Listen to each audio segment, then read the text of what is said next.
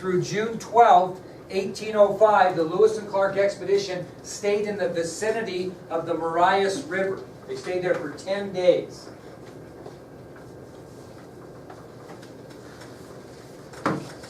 Now, why would they do that?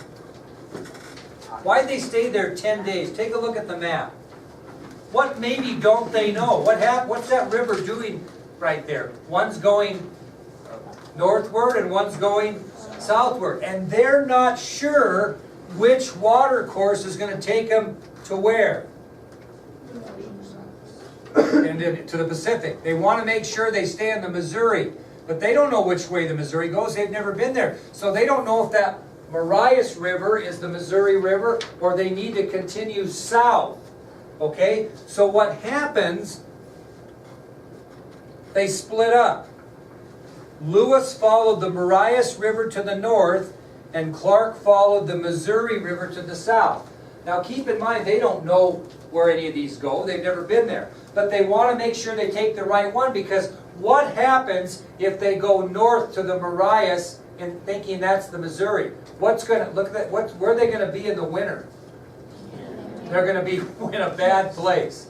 So this is a crucial decision. If you go to Loma, Montana, which is by Fort Benton, Montana, they have a place called Decision Point. It's pretty cool, and you can stand right where Lewis and Clark stood and saw the Marias River running into the Missouri River, and you can see where they were looking and going, oh, which way do we go? Okay, so they split up for 10 days. Lewis and Clark tried to determine the water course that would lead them to the Missouri River. They didn't know if they just kept going, they were on the Missouri River. You see what I'm saying? So they couldn't determine whether the Missouri River was running north or south, so they split up. Lewis followed the Marias River to the north, and Clark followed the Missouri River to the south. And after a few days, they got back together and made the determination that the southern fork was the Missouri River. Were they correct? Yes, and that was a good thing to be correct about. So that's what they did over those 10 days? Yep, they took men and split up and explored, and came back and talked about it and said, you know, I think we need to go south. And they were correct. Again, if they don't go the correct waterway, the wrong route would have forced the expedition to winter in the high mountains near Canada, and they'd have been so far off course to find the Columbia River, which you're going to have to catch on to, because that's kind of considered the gateway of the Pacific. Once you get on the Columbia River, it flows right into the Pacific. That's what they're kind of looking for. They're way off if they pick the wrong route. So this was very crucial. Well, where were they on June 13th, 1805, Will? Where was the Lewis and Clark expedition on June 13th, 1805? Let's see. They were at Great Falls. They were at the Great Falls of the Missouri River. You ever heard of Great Falls, Montana? That's where the Great Falls of the Missouri River are. And what are they? They are 5 waterfall cascades that the Missouri River plunges into the Missouri River. But there's 5 different, it's pretty cool if you've ever been there. They're not Niagara Falls, but they are plenty high, okay? So this is going to be a difficult task for the expedition to get around the Great Falls. And I'm going to give you 4 or 5 reasons why it's going to be tough. First of all, like I mentioned, they were 5 high cascading waterfalls. So this isn't a small area you've got to get across. There's 5 different waterfalls there that make up what's known as the Great Falls of the Missouri. So that's one reason why it's going to be difficult to get around the Great Falls. Are they going to take their keel boats over them? No. I mean, they got to go around them. Okay? So the second reason it was so tough is they've got to haul these canoes and supplies and equipment, and it's 17 miles around at the time to get around the falls and to a safe spot in the river. So they're hauling canoes, supplies, equipment around a 17-mile detour to get around the Great Falls. That's the second reason it was difficult. That's a long ways to go packing all your crap. Now that'd be great if it was like walking on terrain from here to the office. Unfortunately, the third reason was the falls, when they went around that 17 miles, it was mostly uphill and very rough terrain. Mostly uphill and very rough terrain to get around. Somebody out here wants? Okay, pretty much uphill and very rough terrain to get around while they're carrying all these things. With your canoes, supplies, and equipment. Yes? How does it go uphill when you're trying to go down? The river's running the other way, Will. Oh, I got it. So they're looking at the falls from below. Oh, okay. There you go. Yeah. They have to walk. Because we're going up. Yeah, they're not gonna take their canoes over it, right? Because the water's going the other way. Okay? All right, the fourth, let's say it's some powerful motorboats. The fourth reason why this is gonna be a difficult task is that the mosquitoes and gnats were horrible. Picture the worst camping you ever did because of mosquitoes and gnats, and take it times 100. Okay, no bug spray in those days, no ways to control them, and especially around that water, especially that still water at the bottom of the falls, horrible. Mosquitoes, gnats, just beyond almost being able to take. So the mosquitoes and gnats were so thick that it was just an incredible bother. How many of you like to go camping when the mosquitoes are bad? I mean, it just sucks.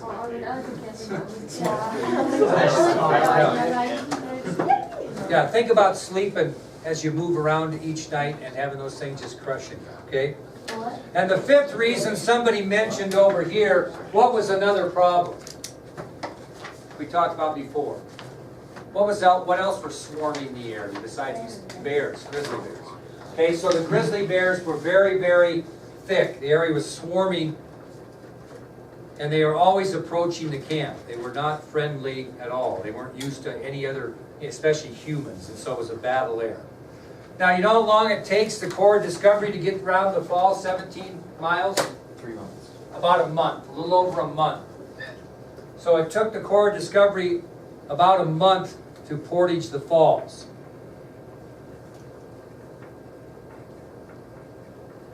Now, when they get around the falls, they're trying to locate a certain group of people because they're going to need fresh horses to climb the rest of the way over those tough terrain. The tough terrain was coming once they got in the mountain. So who did they want to try to locate to see if they couldn't swap some horses out? Shoshoni Indians, okay? So, as the expedition continued around, after they got around the Great Falls of Missouri, it was crucial that they locate the Shoshoni Indians because the expedition is going to need fresh horses to climb the tough terrain that was upcoming. So they finally make contact with the Shoshoni on August 17th, 1805, where? Where? What are those three rivers called? But they're called the Three Forks of the Missouri River. Three Forks of the Missouri River. Yeah. Yes. Okay. So, is that not on your map? Yeah. On August 17th, 1805, the expedition finally makes contact with the Shoshoni Indians at the Three Forks of the Missouri River. That's kind of a cool thing because there are three different rivers that flow into the Missouri there. Okay, three different rivers. And they make up what's called the Three Forks of the Missouri. And Lewis and Clark named all three rivers. The first one was called the Jefferson River, which is named after Thomas Jefferson. Now, the second river was called the Madison River, named after who do you think? James Madison, who at the time was the Secretary of State under Jefferson. So the Madison River in Montana, at the Three Forks, is named after Secretary of State James Madison, who will go on to become President of the United States, but he served as Secretary of State under Jefferson. And the third river, my favorite, I fished it since I was about 6, great fishery, was the Gallatin River. And it was named for Secretary of the Treasury, Albert Gallatin. Now, when we get to Washington, D.C., right next to the White House is the Treasury Department.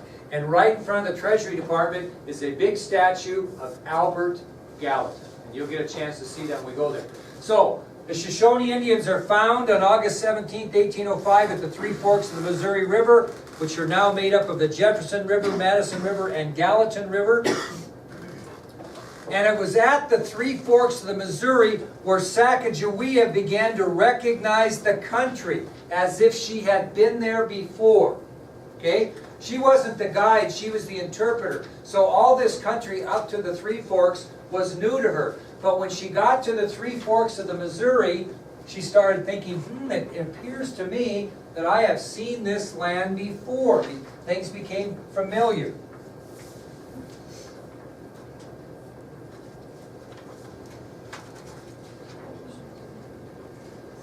Now this is kind of interesting. The expedition met and communicated with the Shoshoni Indians. And an important discovery was made that would prove very beneficial to the expedition. So when Lewis and Clark expedition met up with the Shoshoni Indians, especially the Shoshoni chief, we had a little occurrence that occurred that really would help the expedition. Anybody know what that was? Huh? The Shoshoni chief brother. She had been captured as a little girl and hadn't seen her brother for years, and when they reunited with the Shoshoni Indians at the Three Forks of the Missouri, she discovered that the Shoshoni chief was her brother. How lucky for the expedition. Because are they going to cooperate with the expedition now? Yeah. No question. Okay? So the Shoshoni chief and Sacagawea recognized each other. They were brother and sister. Now, picture this. You're the Lewis and Clark expedition. You're about to take on a big venture after everything else you've been through of trying to get over the Rocky Mountains, right? So what they do at the Three Forks is they spend 2 weeks with the Shoshoni Indians. They get a well-deserved rest before the final part of their journey to the Pacific. And this 2 weeks with the Shoshoni Indians not only gave them a well-deserved rest, but it gave them 2 things that are going to assure the success of them getting to the Pacific. They're going to gain 2 things from the Shoshoni Indians that assure their success to get to the Pacific Ocean. Does anybody know what they might be, the 2 things? Directions. Horses. Fresh horses. And who said the other one? Milo? Or Will? What'd you say? They got exact directions to get them to the Columbia River. So there was no doubt if they could get over the mountains, they knew where the Columbia River was according to the information that the Shoshoni Indians gave them. So they're on their way. They got fresh horses to get over the rough terrain, and they got exact directions on how to get to the Columbia. Once they get to the Columbia, they're going to sail where? Straight to the Pacific. Okay, so they're in good shape here. So they continue on, and where are they on September 13th, 1805? In Montana. Where they're leaving Montana, they're going over what? The Lolo Pass. Anybody been over to western Montana and seen the Lolo Pass? Brutal.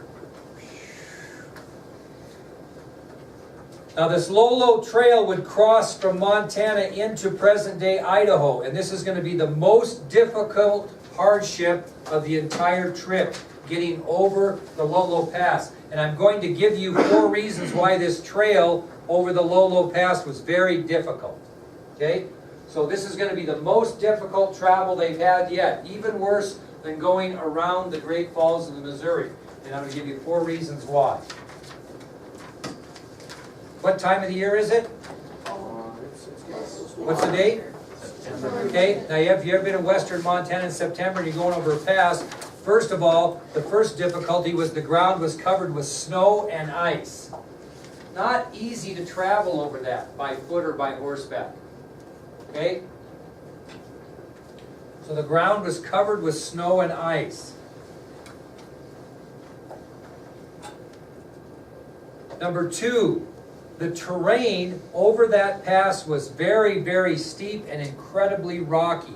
Have you ever hiked before on rocks? Horrible hiking. You know, you get on a nice dirt trail, you can climb up pretty good, but if that trail is covered with rock, it becomes a son of a gun to get up. It's not a lot of fun. So the terrain over the pass was very steep and very rocky. What else can you imagine the trail was covered with? Fallen timber, okay? The pass was broken by fallen timber all along. Everything was very thickly overgrown with pine and fir trees. So it's very, very thick area, so you don't have a lot of room, and there's a lot of pine trees down. I go four-wheeling to West Yellowstone, some of the most beautiful country in the world. It's just thick as can be. It's kind of cool. Can't even see the sky. But all those branches that fall down in trees are nicely cut up by the Forest Service and discarded, so my trail looks just perfect. Well, that wasn't the case then. They spent a lot of times, clearing the trail or walking over fallen timber. And ironically, which seems strange, but it was true at this time, there was very little game to shoot on the trail. There wasn't much wildlife during that time of the year on that particular trail to shoot. So they were a little short of food and became very, very hungry. So those are the 4 reasons why the trail was so difficult. Now, these guys got so hungry, they ate their candles. They had candles, that they used for light in the evening. And they became so hungry, they even ate their candles. There wasn't any game on the trip. Now, while they were crossing Lolo Pass, they camped near a small creek.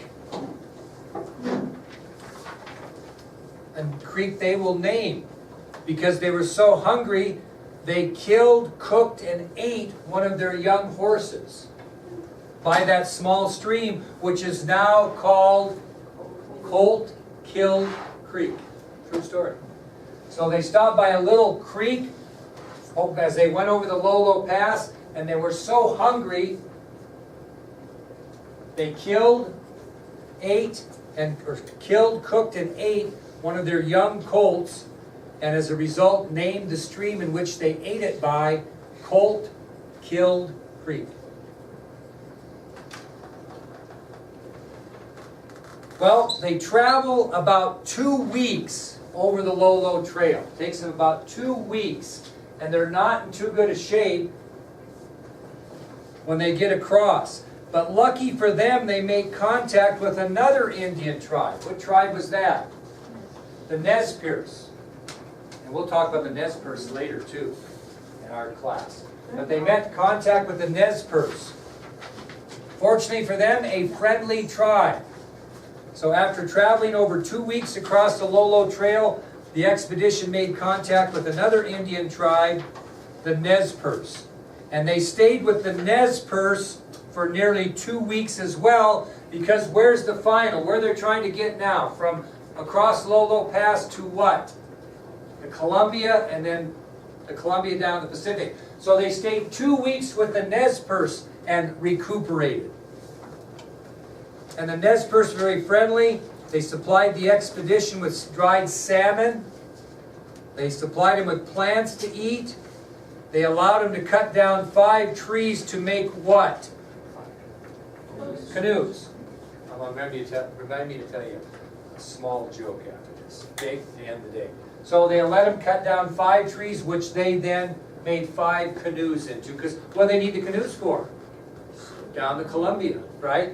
So they stay with the Nez Perce for 2 weeks, get healed up mentally and physically, eat some dried salmon, some plants, carve 5 trees into canoes, and finally they're going to use water routes the rest of the way.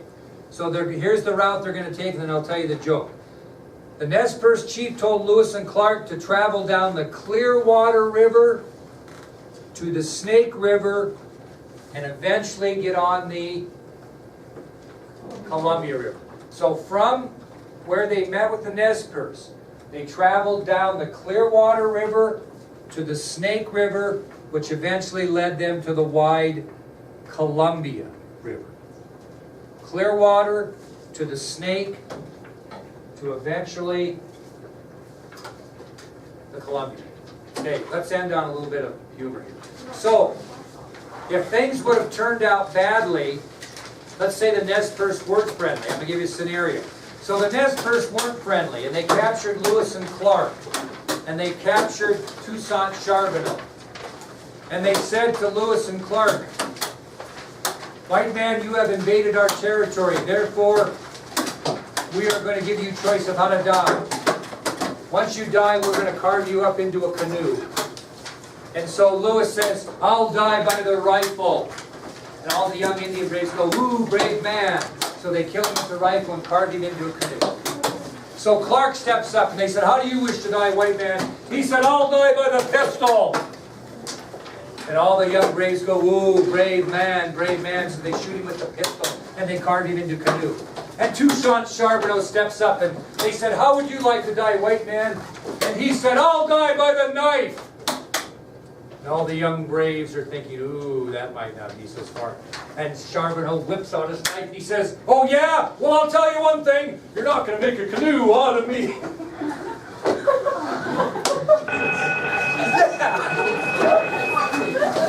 Because he would sink.